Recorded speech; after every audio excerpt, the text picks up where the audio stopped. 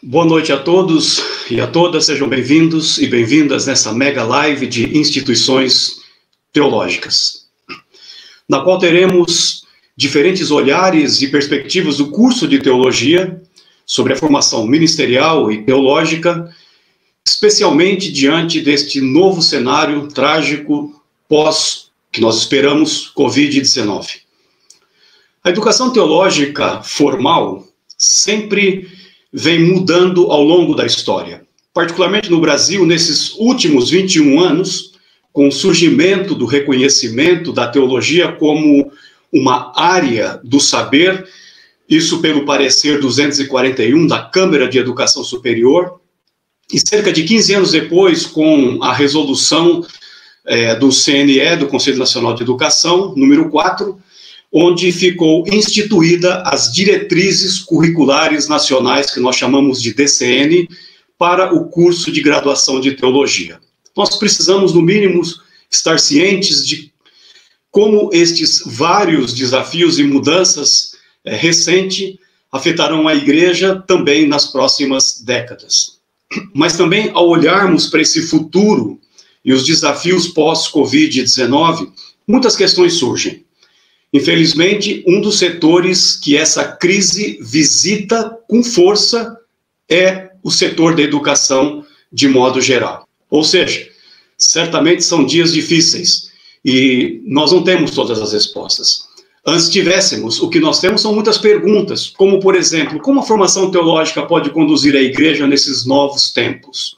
Como será o ensino discipulado na era do podcast, lives, mídias digitais e mídias sociais? Como fortalecer a formação ministerial e teológica das igrejas? Como serão os cursos teológicos nessa era da chamada revolução digital? A educação teológica formal sobreviverá ao tempo? A educação teológica informal pode prescindir da educação teológica formal? Como será o relacionamento da igreja com a educação teológica e vice-versa? E aí começamos a pensar nessa live e convidar alguns colegas e algumas instituições teológicas para conversarmos um pouco sobre esses desafios. Batemos um papo. Nós queríamos que muitas outras instituições teológicas pudessem estar aqui representadas, mas por questão de tempo e da dinâmica, seria impossível. Mas quem sabe a gente não faça outras lives e aí com outras instituições, e a gente quer deixar claro que nós tentamos trazer algumas instituições também do Nordeste, temos uma do Norte que vamos apresentar, mas que infelizmente os contatos não foram adiante. Então agora eu passo a apresentar a vocês os participantes dessa nossa live, que tem por tema transformação digital e educação teológica, o novo cenário pós-Covid-19 de formação ministerial e teológica por meio digital. Estará conosco aqui o Sidney Sanches, que está como representante da Flanquia Faculdade Latino-Americana. Também o Vanderlei Rosa, da Faculdade Unida de Vitória, Espírito Santo. Está conosco também o Daniel Lima. O Daniel Lima, que na foto ele ficou bacanão, aí, com um chapéu, aí, todo estiloso, né, Daniel? Da Faculdade Boas Novas de Manaus. Está conosco também o Lourenço Estélio Rega, que muito participou na formação das diretrizes curriculares nacionais da Faculdade Teológica Batista de São Paulo. E também conosco o Reginaldo von Zuben, que é da FATIP, da Faculdade de Teologia de São Paulo, que pertence à Igreja Presbiteriana Independente do Brasil. E também eu participo aqui como representante da Faculdade Teológica Sul-Americana de Londrina. Então, colegas, muito obrigado por vocês aceitarem esse convite. Obrigado também a você que está aí participando conosco nessa live.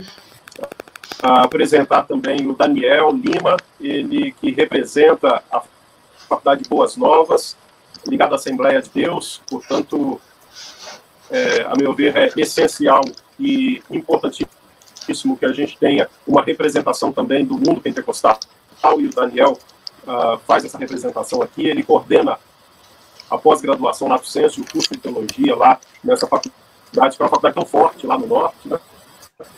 E o professor Reginaldo Zuben, que representa a FATIP, a Faculdade de Teologia da Igreja Presbiteriana Independente, em São Paulo, trabalha como coordenador, como professor nessa instituição. Então, eu queria dar as boas-vindas aí aos colegas. Então, eu passo a palavra para os colegas, vou começar a marcar aqui um tempo, mais ou menos 6 minutos aí para cada um, sobre como que você, Jorge, você, Daniel, você, Reginaldo, a partir das suas instituições, como que vocês encaram? A gente vai continuar fazendo o que a gente fazia, ensinando da maneira como ensinava e ensinando as mesmas coisas, ou nós vamos ser interpelados a mudar não apenas conteúdos, mas também abordagens, métodos? Como que vocês veem isso? Não, Daniel, pode começar. Tudo bem. Então, boa noite a todos e a todas. Para nós, mais uma vez, é uma grande satisfação e honra estarmos aqui nesse momento breve de diálogo com representantes de instituições teológicas do Brasil inteiro, algumas que se fazem representar. A pergunta do Vanderlei, ela vai em direção àquilo que nós estamos vivendo e a civilização humana está enfrentando. E do ponto de vista da igreja, da academia, nós recentemente fizemos um evento onde queríamos refletir, porque tudo que nós iríamos fazer, estávamos fazendo dentro desse ambiente de lives, acabava levando o nome, né, em tempo de pandemia, em tempo de isolamento social. Mas nós criamos um evento agora, há 2 semanas atrás, em que nós queríamos refletir a teologia que se faz na igreja e na academia nesse ambiente. Foi um momento ali de conjugação, né, dos ministérios, daquilo que efetivamente é muito interessante, esse vídeo de abertura, essa cultura do reino que nós temos vivenciado aqui. Por razão do tempo ser muito curto, eu não terei muito tempo para falar do nosso contexto, que eu acho que é extremamente importante abordar uma temática como essa, da perspectiva da Amazônia. Nós nos sentimos muito, muito lisonjeados nesse sentido, por representar um ponto de vista que é somente nosso. Nós estamos aqui na região norte, vivendo um contexto que é realmente totalmente outro, de uma complexidade enorme. A igreja está inserida nesse contexto e a Assembleia de Deus, da qual nós somos membros e também representamos dentro da academia, uma instituição engajada aí, pelo menos nos últimos 40 anos, se envolvendo com o ensino teológico, iniciando num período em que as pessoas que por aqui estavam pregavam e apregoavam que o não saber era uma virtude. Então, dar esse sentido a uma instituição que superou e rompeu esses paradigmas é muito importante. O estado do Amazonas, para vocês que estão em outros estados, de acordo com os pesquisadores, o estado que possui um interior, ou seja, os municípios do interior mais distante em todos os aspectos e setores da vida da capital. Nós morar na cidade de Manaus e diante de um estado muito vasto, mas que não é só verde, que não é uma paisagem ali como pintada geralmente na mídia há anos e anos. Aqui existem muita gente, aliás, mais gente no interior do estado do que na cidade de Manaus. Há uma vida complexa e que a igreja precisou, durante as últimas décadas, se apropriar do conhecimento, dominar essa complexidade tal para fazer ser igreja e servir a igreja com o ensino teológico. Recentemente, no ano de 2017, por ocasião do centenário da Assembleia de Deus em Manaus, no Amazonas, nós tivemos aquilo que, segundo eu já tentei pesquisar e não achei outro dado, a maior formatura de teologia do Estado brasileiro, ou seja, do país, formando mais de 1.000 pastores numa única noite, mais de 1.000 teólogos, que também são pastores, a grande maioria deles, eram homens e mulheres, e é muito importante destacar isso, mulheres, porque houve também consagração e ordenação de mulheres na Assembleia de Deus aqui naquele ano. Homens e mulheres que estavam aí há 30, 40 anos, muitos deles exercendo o ministério sem formação teológica, e a Faculdade Boas Novas foi essa instância que abrigou toda essa contingência complexa do interior do estado. Imagina recebermos pastores e obreiros das regiões mais longínquas do estado do Amazonas, na capital, de 2 em 2 meses, 3 em 3 meses, para durante 4 anos se formarem em teologia. Então a gente já estava vivendo um período de grande desafio, que se impôs ainda mais diante desse cenário. A gente precisou se reinventar, eu acredito que é muito comum essas falas, do ponto de vista da preparação em que as instituições estão tendo, e a partir da fala, que eu também tenho muito orgulho de dizer nesse espaço que temos aqui, que também sou professor de escola bíblica dominical, nós precisamos estar atento a essa dimensão local, da vida da igreja local, mas ao mesmo tempo represento e atuo como vocacionado dentro de uma instituição acadêmica, dentro de uma academia, lidando aí com um universo muito plural e diverso do conhecimento, na relação não apenas da teologia. A Faculdade Boas Novas possui outros cursos, como psicologia, direito e administração, jornalismo. Então, é realmente para nós, e ontem à noite estávamos nessa mesma hora falando sobre esse novo desafio. Uma das coisas que tem nos chamado muito a atenção é uma ressignificação da nossa vocação. É uma coisa que precisa ser feita nesse tempo, nesse período, porque se temos sido chamados para atuar na educação, e mais do que nunca, mais do que antes, atuar num nível de enfrentamento sobreexcelente, nós precisamos nos preparar, nos reinventar, sim, como disse o Vanderlei, já anunciando algum tipo de resposta, rever os nossos conteúdos, rever os nossos métodos, implementar métodos e lidar com um universo de pessoas que não estavam preparados para isso.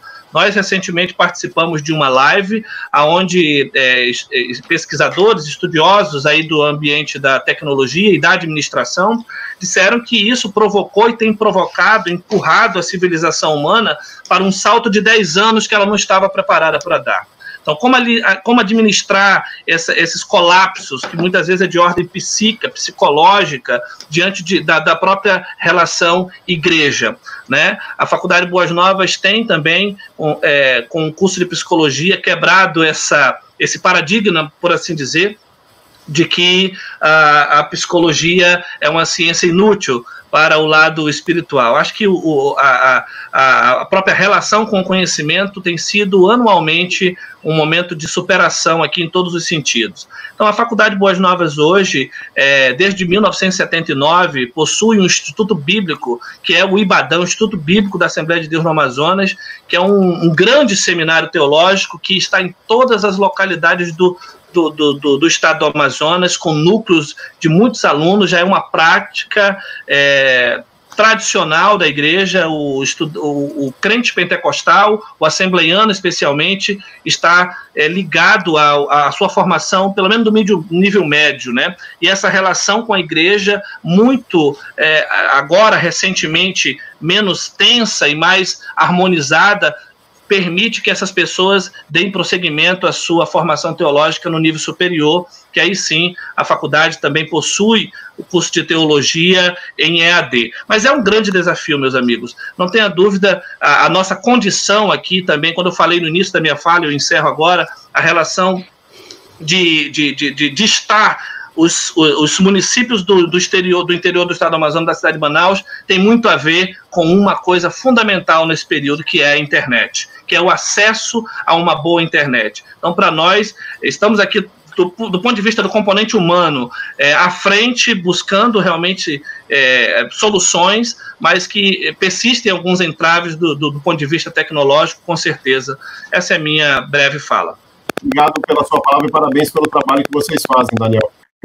Uma última coisa que eu queria destacar é a questão do bom e do mal, né, que isso tudo nos traz. Todas essas coisas, toda experiência humana é uma experiência boa e ruim também. Vai ser ruim em alguns aspectos, vai ser boa em outros aspectos. Então, a gente tem que, aí nesse caso, o ensino discipulado cristão vai ser muito forte na ideia do discernimento, sabe?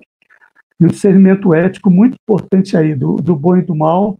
E a gente tem que muito trabalhar essa questão de fake news, falso e verdadeiro, e ajudar muito no discernimento. Acho que é uma época, e eu entendo a importância do profeta, mas aquele dom do Espírito Santo, do discernimento de espíritos, vai ser um dom muito importante, mas eu vou jogar essa bola para o Daniel, porque parece que ele é o pentecostal do nosso grupo, né? Então vai ser importante para dar algumas dicas para ele seguir adiante aí, como um bom carismático, viu? Um pé lá e outro cá.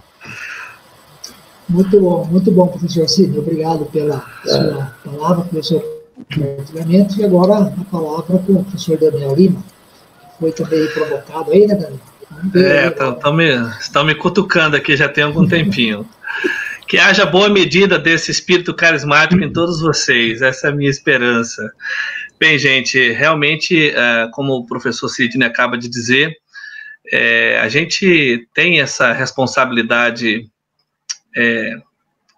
que está sobre nós enquanto instituição pentecostal, e o modo como a gente passou a se envolver nisso, e se atendo ao tema, né, o ensino, o discipulado, e mais voltado à vida da igreja, para nós tem sido assim nós não temos ideia, acho que nenhuma se fala muito em era, mas nenhuma civilização, nenhuma sociedade, melhor dizendo, que estava viva no momento das grandes rupturas da história, se dava conta de que estava vivendo aquela...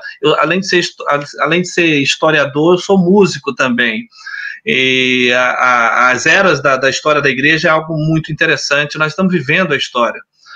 Nós estamos privilegiados em estar observando mudanças, rupturas enormes que as nossas próximas gerações é que vão dar conta de compreender tudo. Nós ainda não sabemos. Estamos meio que apalpando, realmente tateando as coisas. Do ponto de vista da nossa fé pentecostal, a gente lembra que toda essa unidade, ela nasceu na diversidade, né? Falei aqui da música, tem uma música que tem sido muito ouvida por mim ultimamente, que é a música do Guilherme Kerr, que fala sobre unidade e diversidade, que fala muito sobre a ideia de se fazer a igreja de novo. Acho que é um grito profético emanado ali na década de 80, em que realmente aquele período, quem viveu, embora eu seja mais jovem do que vocês, sou muito leitor desses momentos e crescia vendo tudo, havia um nível de relacionamento e unidade muito maior do que nós temos hoje. E quem sabe essa live que nós estamos desenvolvendo aqui é o começo de uma nova unidade que se faz necessária à Igreja de Cristo no Brasil e enfim, para além disso. Lembrar que a noção de ensino e de discipulado na igreja primitiva era totalmente outra daquilo que nós temos hoje. Isso foi impactante. Imagina o pentecostal mesmo, o crente pentecostal que teve uma vida muito ligada com a praxis da vida, da obra de Deus, né? Eu tenho dito que se existe um grupo dentro do protestantismo, que assim inclui o pentecostal como um membro do protestantismo histórico, e isso às vezes assusta algumas pessoas, né? Mas porque discordam. Mas existe um grupo dentro desse protestantismo, desse novo protestantismo, que assimilou bem a mensagem do sacerdócio universal, foi o crente pentecostal. Foi ele que começou a arregaçar as mangas e fazer a obra de Deus mesmo, e ele atravessava rios, pegava canoa, e nosso contexto aqui é muito próprio disso, e de realmente viajar a longas distâncias para levar aos ribeirinhos do Amazonas a mensagem do evangelho, não media esforços, quer dizer, não havia crente acomodado, né? E nesse momento a nossa noção de ensino e discipulado tem sido muito afetada por isso. A ideia de se fazer a igreja de novo é muito importante, porque tudo isso foi alterado. A igreja primitiva ela tinha uma única mídia, né, que eram os encontros nos lares. Eles estavam juntos todo o tempo, no partir do pão. A única mídia acessível que dava era a dimensão do encontro. Hoje, como o professor Sidney acabou de anunciar, eu tenho certeza disso, que o futuro espera um modelo híbrido, nem tanto aquelas expectativas que se tinha sobre o modelo EAD, da distância, tão somente, mas essa hibridez, esse novo modo de ver as coisas, a igreja também tem começado a assimilar, a igreja tem começado a despertar o interesse, a manusear adequadamente essas ferramentas, e quantos não foram aqueles que diante desse cenário não fizeram reuniões de grupos familiares, células, encontros, usando a tecnologia, usando às vezes um WhatsApp que cabia aí, né, dentro desse período 8 pessoas. É muito importante a gente entender que isso também veio para renovar a igreja, para tirar a ideia de que a igreja só é reduzido ao espaço do culto no templo, mas essa dinâmica nova que pode afetar muita gente, nós não temos ideia do quanto isso pode ser poderoso, do quanto a igreja pode crescer, né? Há quem diga que se a igreja não se reúne no dia, no local de culto, a igreja começa a esvaziar, e eu sou da ideia de que isso aí veio exatamente para fortalecer a verdadeira igreja, veio para fortalecer o que é a igreja de verdade. nesse sentido, o ensino e o discipulado aqui em Manaus tem sido ressignificado também. Eu queria fazer uma última referência aqui nessa fala, meus amigos, a um livro que para nós ele é emblemático. Eu não estava aqui no script fazer propaganda de livro, eu não vi ninguém fazendo até agora, mas esse livro foi escrito pela diretora-geral da Faculdade Boas Novas, que até brinquei com ela que era para ela estar aqui, que seria a única mulher. É uma reunião de homens aqui, né? Reflexo de toda essa questão cultural que abateu até a própria igreja. As mulheres começaram a ter o seu espaço agora, recentemente, como eu falei na fala anterior, ordenadas, as mulheres que realmente foram chamadas, vocacionadas para o ministério pastoral, e não significa dizer que quem já era esposa de pastor foi compulsoriamente consagrada, ordenada, se ela não tinha um chamado, né? Mas a professora Maria José, além de diretora-geral da Faculdade Boas Novas, é uma pastora vocacionada, e escreveu esse livro em 2015, contando a história de toda a relação da igreja com a educação teológica, do quanto isso afetou a vida da igreja para sempre. Então, eu faço menção a ela, ao pastor Jonatas Câmara, que foi alguém que continuou um trabalho desenvolvido pelo pastor Samuel Câmara aqui no estado do Amazonas, que continuou um trabalho iniciado lá no ano de 1979 pelo pastor Alcebiades Pereira de Vasconcelos. Nós estamos vivendo a história, eu acho que muita coisa a gente ainda vai se surpreender com o que vai vir por aí. Obrigado.